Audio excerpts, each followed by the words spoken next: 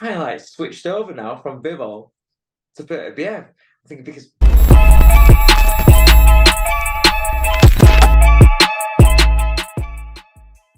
This is Jonathan Agger, fifth pro boxing fans, joined by Dave Coldwell over Zoom. Dave, how's your Sunday going? yeah, it's all right. Got football in a bit. It's got a late kickoff, a little boy. So yeah, I'll. It's going to be the whole day's taken when they have these afternoon kickoffs now, which they always are on a Sunday. Um, yeah, it takes up the whole day. So yeah, I'm looking forward to that. But had a good night last night and enjoyed the boxing as you do. And yeah, looking forward to getting back to work tomorrow, to be honest. Yeah, we'll talk about your stable in just a bit, but obviously last night Callum Smith dared to be great against Artur Beterbiev, but came up short. What's your assessment of how the fight went, Dave? Do you know what? It's just there's very, very good fighters, very, very good world champions, and then there's the elite. And sometimes it's just you look at fights going into fights and Beterbiev shown weaknesses or vulnerabilities early doors in a couple of fights. He's there to be hit. If you allow him to get into his rhythm where he just chews you up and he grinds you down, it's very hard to shake. But you think, oh, can Callum, get him early, catch him early? Like what we saw Callum Smith do, and you've seen him get hurt and get caught before. So you kind of think timing. He's 39 later on this month in a week or so, and you think, yeah, maybe the time's right. We all do going into fights. We all have opinions, and I was one of those where I thought I could see Callum. I could see the timing being right. I think Callum can pull this off. Um, and then people like Beterbiev just remind you there's levels to this game and remind you that what they're about and why they are what they are. And it's very few fighters that can do that as they're getting older.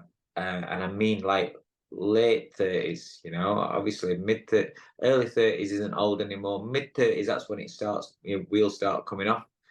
But late 30s is there's a lot of aging that goes on between 35 and 40, I think. The closer you get to 40, your body injuries, breakdown, wear and tear, and just losing that little thing that you used to have before.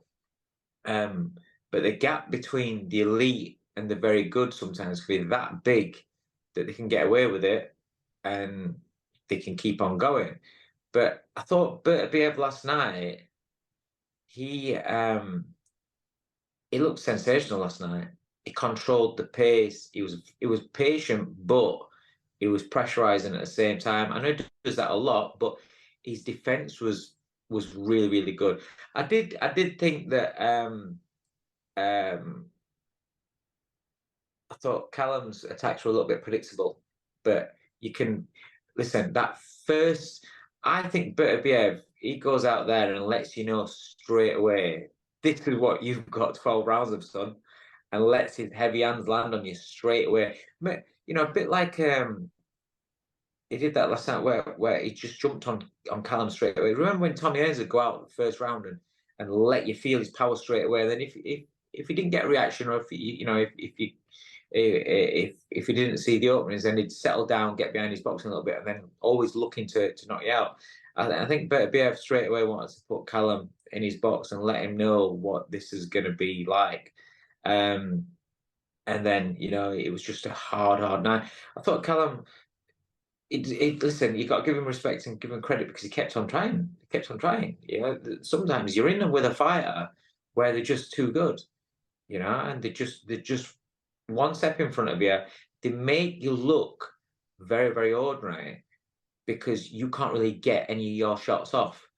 And so therefore you become more hesitant as you go on. I thought, listen, he gave it a great go, but Beterbiev was just he controlled everything, distance, pace, his left hand was brilliant, and then just before he stopped him, he just literally he went through a phase where he stopped really throwing power shots, and he was just touching, measuring, popping the jab, and he was just setting him up. And very, very good fighter, outstanding fighter. But he looked last night like he can still go on for a long, long time. He looked scary last night. He always looked scary, but I think he looked even more scary last night. Obviously, Buddy McGirt sort of got up on the ring apron to stop the fight. Correct decision. 100%, 100%. Could have not. It's not prison, but if he'd have done it after the with the previous knockdown, I wouldn't have had a problem with that. He knew. Listen, it's not like Callum would every time Callum hit Beterbiev, you saw a reaction. He didn't. No matter what Callum was doing, and he was having to work hard to try and keep Beterbiev off him. And so yeah, soon as he saw he had nothing left to do, Beterbiev just broke him up, chewed him up, and then obviously stopped him at the end. And I thought it was a fantastic stoppage. Uh, has your opinion changed, or is it the same when you look at what's coming Beterbiev against Bivol? Yeah, What's your thoughts? it's one of those, isn't it? I've always fancied Bivol. I've always, and for part of the reason what I've said to you about why I give Callum a shot at this, because early doors, blah blah blah. Bivol's feet are fantastic. Bivol's feet. Listen, the one thing that Bivol's got, he's got great feet, but Bertabiev's got great feet as well, but in a different way. You don't have to match somebody's foot speed in order to be able to cut them down, close them down, and catch up with them. It's the foot placement, and Bertabiev's got great foot placement. It's got great intelligence, and it's just that heavy-handedness. I mean, you can see when he hits them with the jab. You can look at the effects. I don't know. I've always fancied Bivol, but now I don't. It's one of those, isn't it? You watch one fight, you go, oh, and you watch the other fight, you go, oh, you keep swapping and changing. Listen, I'm just a fan at the end of the day, and I get involved in it like that, like as a fan, where you get excited and if they're not my fighters, I try not to. I try not to be too serious with my picks when they're not my fighters, and I just want to. It's I've been in boxing 33 years. And if you looked at every fight and he was trying to break every fight down, you're scoring every fight as though your life depends on it. It takes the fun out of it after a while. I watch these fights as a fan, and so I get excited as a fan, and I buy into the shit as a fan. Sometimes it's not life and death whether my opinion is wrong, because I'll give it as a fan. When it's not involved in my fighter, and that's what I am with these massive fights. I love boxing and I love the big fights. So I want to get involved in where you're chopping and changing. You thought, oh, this man's got that, oh, this man's got, and it's like that. And Bivol Beterbiev's one of those fights. I've kind of like switched over now from Bivol to Beterbiev. I think because Bivol, he's outstanding. He's got great feet, but if he doesn't get a reaction out of you in the first few rounds, and he settles into that pattern, and what he does is outstanding. But I can see Beterbiev, just that pressure squeezing you, and the heavy-handedness actually takes. He doesn't have to land power shots for his punches to take a lot out of you, and it just seems everybody he fights, he zaps of energy, he zaps you of coordination, and also disrupts your train of thought.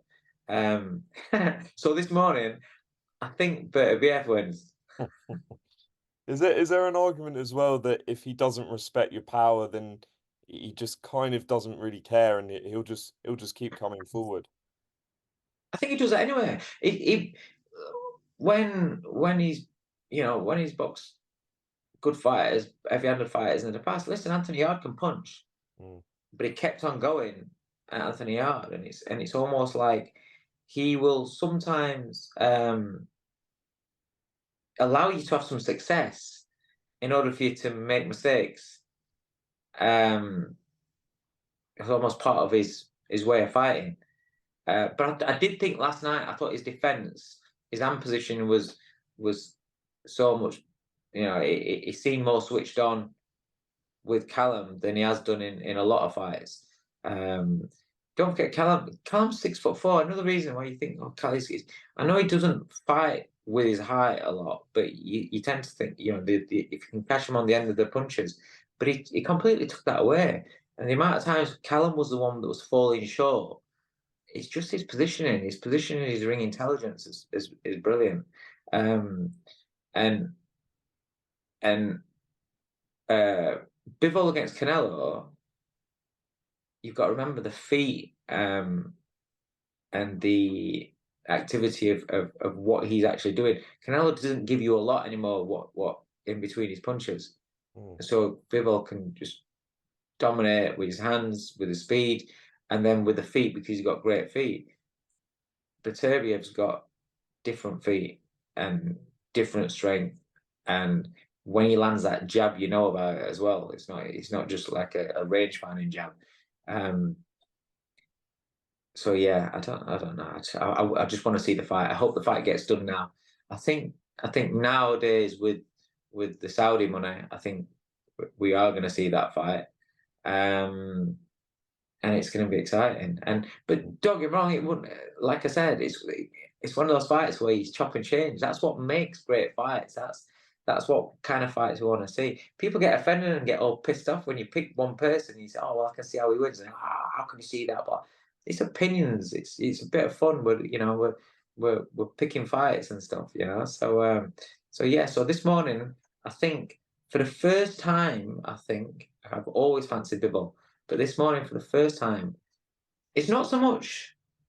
You've got to remember, Callum's a very, very good fighter. He is a good fighter, and he's also with. It's not so much just that he beat Callum Smith that I'm saying. Oh, it's how he did it. It's what he was doing. It's what Beterbiev was doing that I found was even more impressive. He didn't seem to. It wasn't exerting himself at all. Um, he just controlled everything. He controlled every little detail in that fight, and he manages the pace really, really well. Which, as you're getting older, you need to be able to do. So I think that's why I'm picking Beterbiev, because I'm just looking at 39. He didn't show anything where there's hesitation. They didn't show any. Oh, he's about to be 39. He didn't show anything where I look at him and think, oh, he is deteriorating.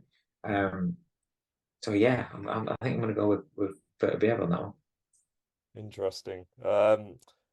Just finally on the fight, obviously Callum Smith, he's had a very good career. He said afterwards, he needs to assess his options, perhaps find some new goals. He didn't become like a heavyweight champion. As far as you're concerned, do you feel like there are fights left for him? I mean, people look Of domestically. course there is. Yeah, domestic. Yeah, How yeah. do you think it plays out? Or is it too early to say what his decision will be? Oh, it's too early. Listen, he'll be absolutely heartbroken and devastated with what happened. What you got to remember is people. You see people and they jump on the fighter that gets beat straight away and start slating them, saying it was this, it was that. I've had it myself with fighters, and every coach out there that's had a fighter that's had a go at the absolute elite level, and they come short. It's unbelievable how fans just like say you're shit. Yeah. You're at the absolute top level of the sport. You can support a football team that's vital challenges and get beat by somebody in 17th, 20th, 17th, 18th, 19th, and 20th position in league, and the shit for that one week, and fans will turn up. But then next week they're like, oh, they're brilliant again. In boxing, it's a little bit different, you know. In boxing, you get beat, you're left with that. This is their lives that they're working all the lives for that one moment, for that one fight, that one opportunity. And if you're very fortunate enough to get to the absolute elite, and I'm not talking about fighting for world titles, there are world champions out there that aren't the best. We all know that, aren't the best of their era, of their division, pound for pound, whatever. And people like Beterbiev, people like your Usyks and Crawfords and people like that, Inouye's and they're another level to very good world champions. These guys are elite. And Callum's been a world champion. He's had a fantastic career. He's had the one criticism, not criticism, but one frustration probably is that there's been inactivity and spells where he feels the momentum's lost and things. I mean, I don't know why one thing or another. I didn't realise he was 33 when you're in the ring and you see the stats come up and he's 33. You think, I still see Callum as a young kid. When it's mad, it shows you as you're getting older, you're seeing these fighters making the debuts and you're watching the progress, and then now he's fighting at this level, and you forget they're getting older. He's 33 years old, so he has had a great career. But he's 33 now. It's about what does he want to achieve out of the sport. He's obviously made a lot of money out of the game. He's been world champion. He's done a hell of a lot more than what anybody that wants to criticize him's done. And I don't mean by we all can nitpick and criticize performances, but it's when people get personal about fighters, saying, and just write off your career because you got beat by an elite level fighter, and you shit, you're never any good this way. People do that, and I find that frustrating because it's not a team sport, it's an individual sport, and it's very, very hard to get to where these guys get to. The day in, day outs of life, of boxing, sacrifices and training. Get that. And people say, yeah, but you get paid. But you only get paid the great money at the great fights, the big fights. People have this perception that they don't. There's a lot that goes into boxing. And then when they get their opportunity at this top level, they want that so bad. That's what they're in the sport for. And when they're in with somebody that's completely different level, they can make you look so ordinary that then people just say, shouldn't be in the ring with him. You know what I mean? And it's not like that. It's just that they are that good.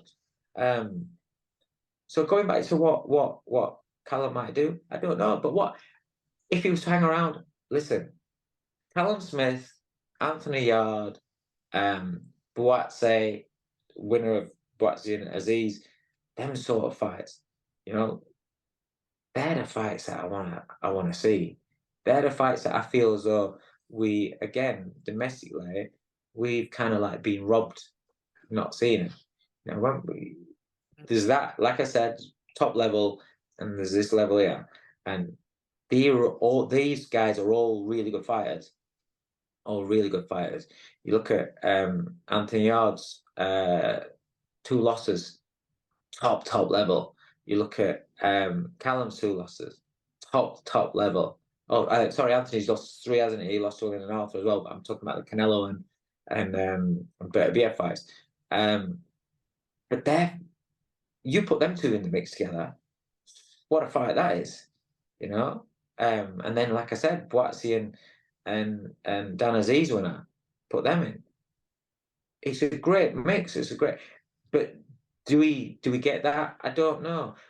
It depends, because when they're fighting when they're coming from fighting the top level, the money is there, and then to fight at this stage of careers against domestic, even though the big name domestic and it's domestic rivalries, there's going to be a drop in money, and it's a case of do they want to take them fights bad enough where yes they'll take a hit on the money, but then you're rolling the dice that you lost domestically, and you're walking around knowing that somebody domestically, your rival has beaten you, if that were to be the case. So there's a lot to be discussed and thought about in those, but I hope so.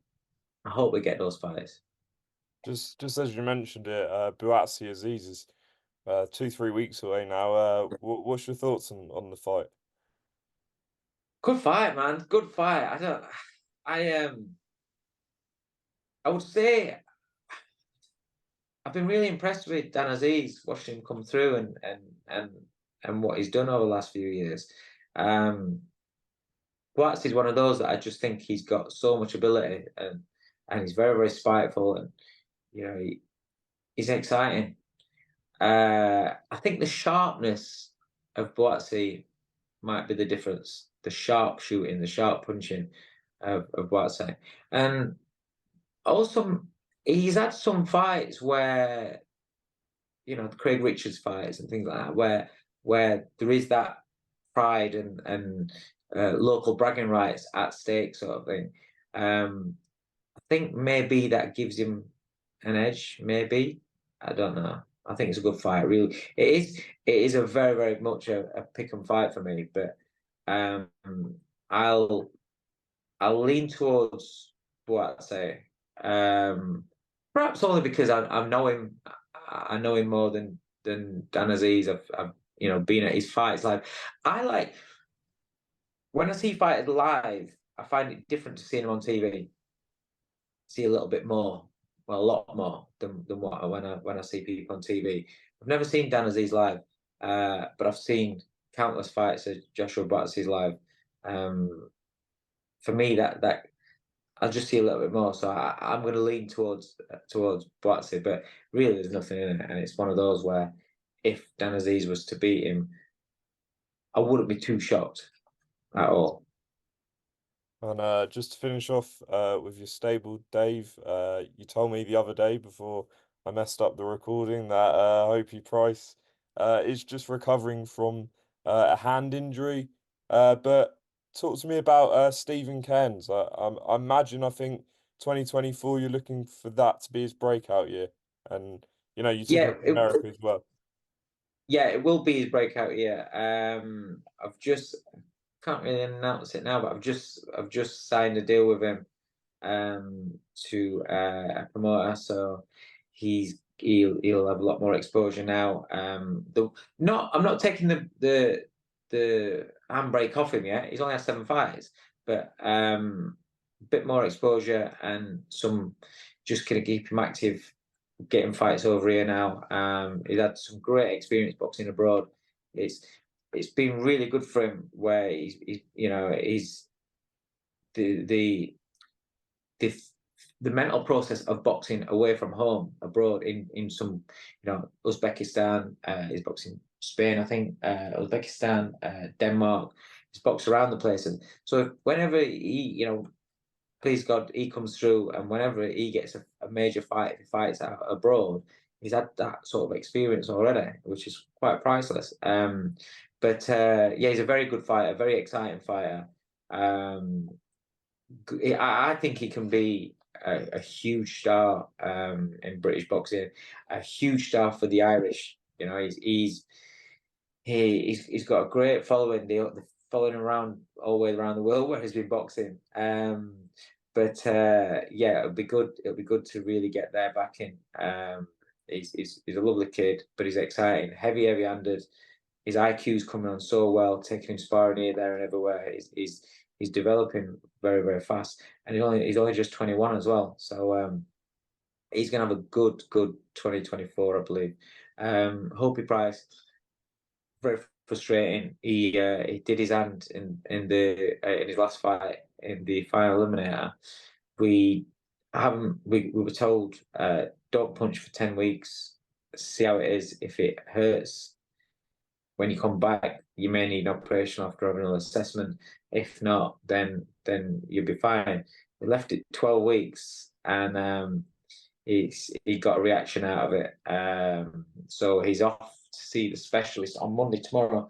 He's off to see the specialist tomorrow, and we'll know tomorrow whether it's longer term or not. Fingers crossed, it's not, but it's part of boxing. Your hands aren't built for punching people, so that's really frustrating. And Ellis Price, tell us a bit about him. Yeah, I'm excited for Ellis. Hope Price's brother, Mm. completely different, completely different. You can have some fun with him. Is a good character. He's taken to the pro style, the switch from the amateur. Successful amateur, did really well. Multiple title winners. But it's going to be exciting as well. He's a bit of a to describe his style. I see him as a throwback, old school sort of fighter. His inside game is very good. He's got a fantastic jab. He's got different timing to everybody else in the gym. He's a different sort of fighter, but he's going to be exciting. He's getting some great sparring. I took him out to America as well when we went in May. He went out to LA, got some great work at the Wild Card at Manny Robles gym.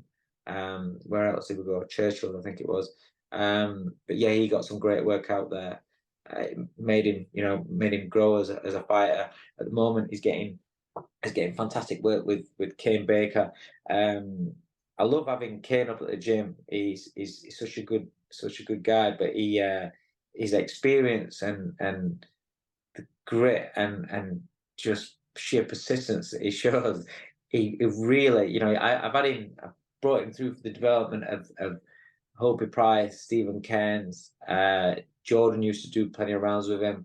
But now we've got young Ellis in there soaking it up from him, and it really does. He's one of those fighters where fucker just keeps on coming and coming and coming, and yeah, it's good. Especially when you're a boxer, and to have to be dragged into those sort of spots. You need that sort of experience. So yeah, he's been getting some really, really good work with Kane. So I'm excited for Ellis. He's gonna have a great career. He's gonna be a very, very good fighter. Another one. I'm just take my time with him. But he's gonna be outstanding. It really is. I'm excited for him. I remember when Kane didn't he fight Hopey at Fight Camp all those years ago? No, that wasn't him. No, that was Johnny. That was Johnny Phillips. That Johnny fought. Phillips, my bad, But my bad, my yeah, bad. no, Yes, Kane's never. No, no. Yeah, he's never fought any of my fighters. He never will. He never will. He's part of. He's an extended family member of our gym. Yes. right. Okay, I'm gonna blame that on my lack of sleep. But There Dave, you go. Lack of sleep. That's why. That's why you need to get your sleep, man. yeah, These late nights, staying up all the way through. I used to be Billy Big Bollock saying, "Oh yeah, stay up. I don't get sleep," and I stay up all the way through. Watch the fight. 6 o'clock. Can't. It's daylight. Can't get to sleep. I'm all right. I don't need sleep, mate. That's stupid. So I make sure I'll get some. I go to sleep. Set an smart, alarm, or if it's too late, I'm like, now watch it in the morning. I'm like that now. smart, mate. Absolutely smart. Well, Dave, appreciate you jumping on with me this afternoon. I'll let you enjoy your football with your son, and I'm sure it'll be Thanks, better man. than what you're about to watch this afternoon. But hopefully not. Hopefully United can pull it off. Hopefully not. Hopefully not. Take care, Dave, and See I'll you later, catch mate. you soon. Cheers. Cheers, mate. Nice.